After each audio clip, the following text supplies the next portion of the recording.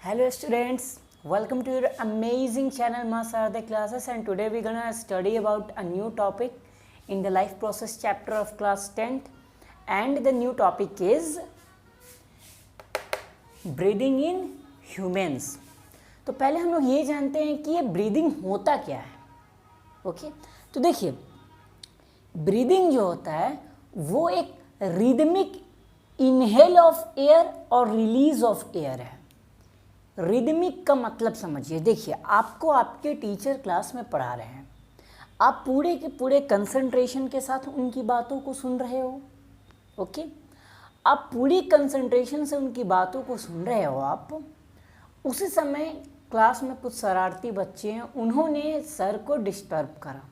तो सर जितनी अच्छे से पढ़ा रहे थे और आप जितनी अच्छे से समझ रहे थे, आप दोनों का रिदम गड़बड़ हो गया. थोड़ा सा आप लोग डिस्कम्फर्टेबल हो गए, डिस्कम्फर्ट फील हुआ. तो वो जो रिदम है ना, कि जिस तरीके से आप समझते चल रहे थे और लगातार समझ रहे थे, वो एक रिदम है. उसी तरह एक रिदम में सांस को या फिर हवा को अंदर लेना और बाहर निकालना, उसका एक रिदम होता है कि हाँ, अंदर ले रहा है, बाहर निकाला, अंदर लिया, बाहर निकाला. तो वो जो रिदमिक इनहेल ऑफ एयर यानी अंदर लेना हवा को एंड रिलीज ऑफ एयर, हवा को बाहर निकालना, जो ये रिदम होता है ना, एयर को अंदर लेने का और रिलीज करने का, उसी प्रोसेस को हम कहते हैं ब्रीदिंग. तो देखिए यहाँ पे मैंने लिखा है ना, the rhythmic intake and release of air by humans is known as breathing. अब देखिए, अब दो टर्म आप लोग और समझ लो. वो क्या कि इनहेल और एक्सहेल का मतलब क्या होता है. क्या इनहेल और एक्सहेल का मतलब क्या होता है? तो देखिए, इनहेल का मतलब होता है इनटेक ऑफ एयर. आप हवा को जो अंदर लेते हो, इनटेक करते हो, हवा को अपने अंदर लेते हो, वही हुआ इनहेल. और एक्सहेल यानी कि रिलीज ऑफ एयर, हवा अंदर लेने के बाद आप बाहर निकालते हो, सांस छोड़ते हो, वही हो गया क्या, एक्सहेल. अब देखिए, अब ये सवाल उठेगा कि नॉर्मली हम ह्यूमंस कितनी बार ब्रीदिंग करते हैं. तो normal, in normal conditions normal breathing rate क्या होता है?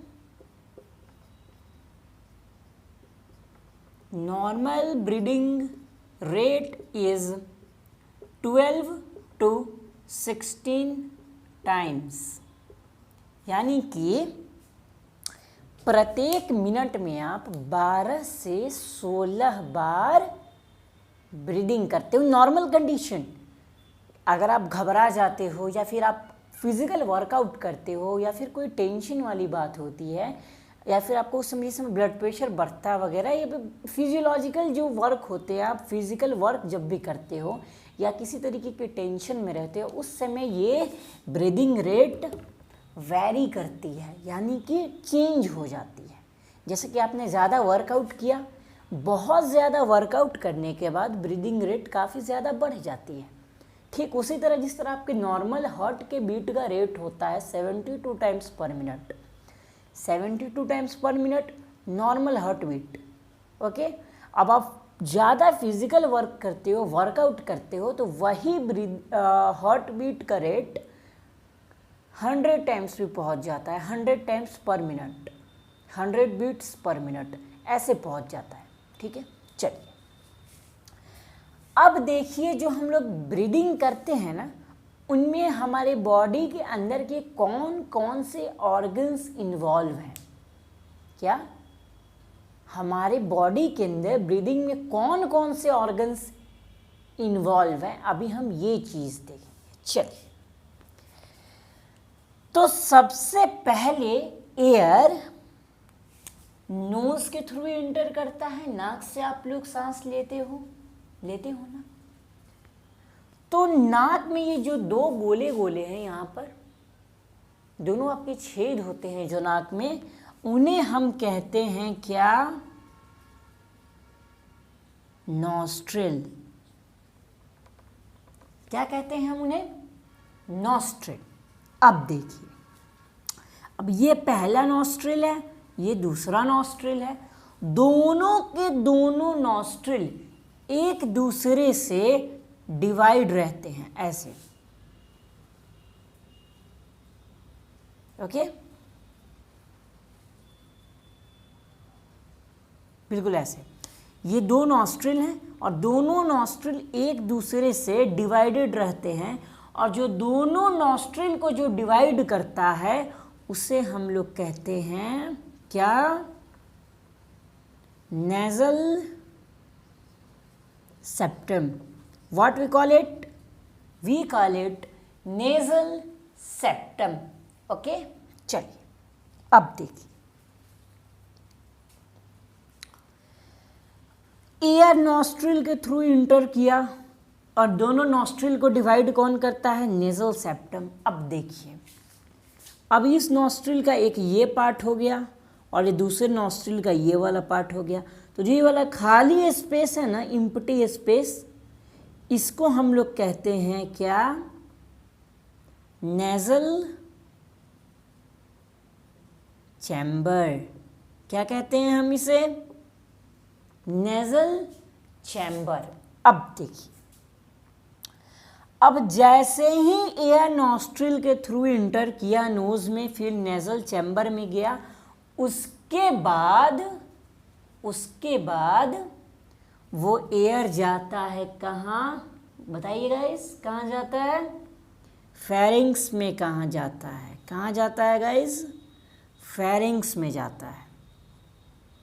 ये सपोज करो फेरिंग्स है, ओके। अपने पास उतना स्पेस नहीं है, बट हम लोग रफ डायग्राम से समझने की कोशिश करेंगे। ये क्या है? ये फेरिंग्स है। What we call it? Pharynx. अब एक और चीज़ मैं आपको बताता हूँ। ये जो नोज़ होती है ना, नोज़ जो होती है वो बोन्स और कार्टिलेज दोनों से बनी होती है। क्या? नोज़, मैं लिख देता हूँ, यहीं पे लिख देता हूँ।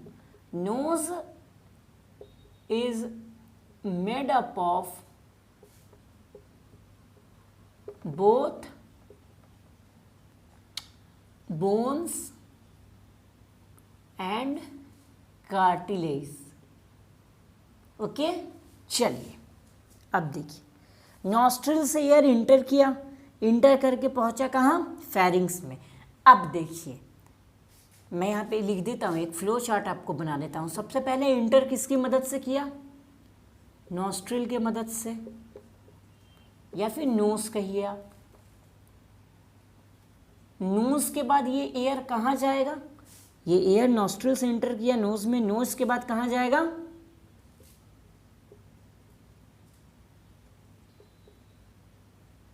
फेरिंग्स में। अब सुनिए, अब इस फेरिंग्स के 3 पार्ट होते हैं। कितने पार्ट होते हैं इस फेरिंग्स के? 3 पार्ट। कौन कौन से होते हैं? पहला होता है नासोफेरिंग्स,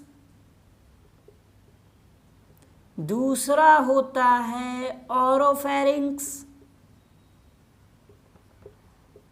और तीसरा होता है क्या? क्या होता है बताइए आप लोग? तीसरा होता है लैरिंगो फेरिंग्स। चलिए, कोई पूछेगा पहले एयर किसके थ्रू बॉडी के अंदर जाता है, तो नोज में किसकी मदद से, किसके थ्रू जाता है? नॉस्ट्रिल से। नोज के बाद वो एयर कहाँ जाता है? फेरिंग्स में। फेरिंग्स में कितने पार्ट होते हैं? 3, नेजोफेरिंग्स, ओरोफेरिंग्स और तीसरा लैरिंगोफेरिंग्स। अब देखिए, अब जो ये फेरिंग्स है ना, फेरिंग्स में उसका लेंथ कितना होता है ये देखिए। फेरिंग्स का लेंथ होता है 13 सेंटीमीटर। कितना होता है फेरिंग्स का लेंथ? 13 सेंटीमीटर। और फेरिंग्स कॉमन पैसेज है। कॉमन पैसेज किस चीज के लिए? फूड, एयर और वाटर, तीनों के लिए क्या है बाबू? फेरिंग्स क्या है इस तीनों के लिए? कॉमन पैसेज है, कॉमन रास्ता है। जैसे कि देखिए, आपका दोस्त, आप स्कूल जाते हो और आपका दोस्त भी स्कूल जाता है कि नहीं? आप जिस रास्ते से जाते हो वो भी आपके दोस्त उसी रास्ते से जाता है। तो यानी कि आपके और आपके दोस्त के लिए वो जो रास्ता है जिस पे आप लोग जा रहे हो वो रास्ता क्या है आप लोगों के लिए? कॉमन वे है, कॉमन पैसेज है। ठीक है, चलो बस फेरिंग्स के बारे में हम लोग को इतना ही जानना था। अब देखिए,